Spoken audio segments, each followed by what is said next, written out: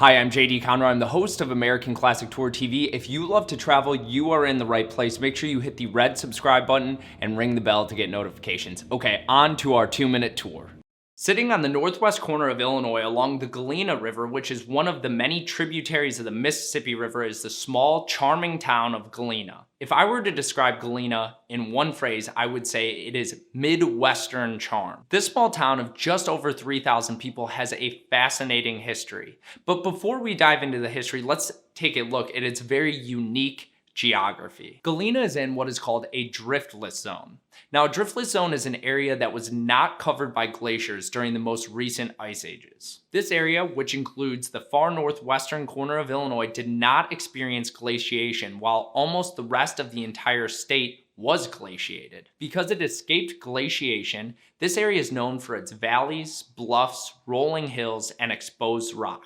So I'm from Chicago. I've lived in the Midwest my entire life. And while the Midwest is a great place, like all places, it has its weaknesses. The Midwest is incredibly flat. It gets very boring, okay? There's no mountains, there's almost no hills or valleys or anything. Galena, however, with its unique geologic history, is an exception to this rule. It is home to beautiful hills, making it one of the most scenic destinations in the Midwest. As I mentioned before, Galena has a fascinating history. In the early 1800s, Galena was an American boomtown. It was home to an abundance of the mineral galena, the natural form of lead sulfide and the most important lead ore. This is how the town got its name, Galena, after this mineral. In the early 1800s, Galena boomed as people came to the city to mine for lead.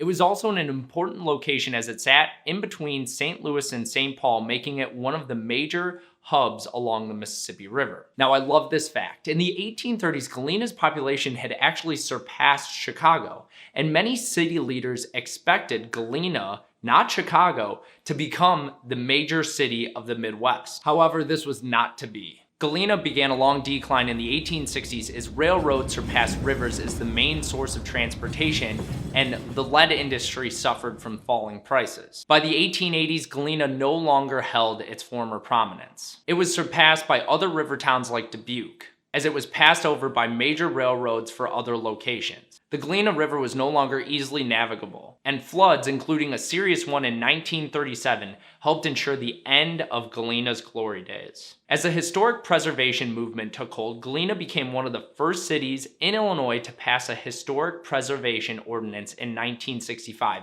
And just 4 years later, in 1969, the Galena Historic District was listed on the National Register of Historic Places. Galena's appearance was primarily influenced by a string of fires that plagued the city during the 1850s. Those fires led the city government to prohibit new construction using wood, resulting in a downtown built mostly of brick and stone. Because of its unique period of architecture, Galena has earned various nicknames. The city has been called the Outdoor Museum of the Victorian Midwest and the town that time forgot. Well, thanks for joining us on this edition of 2-Minute Tour. If you liked the episode, please leave us a like.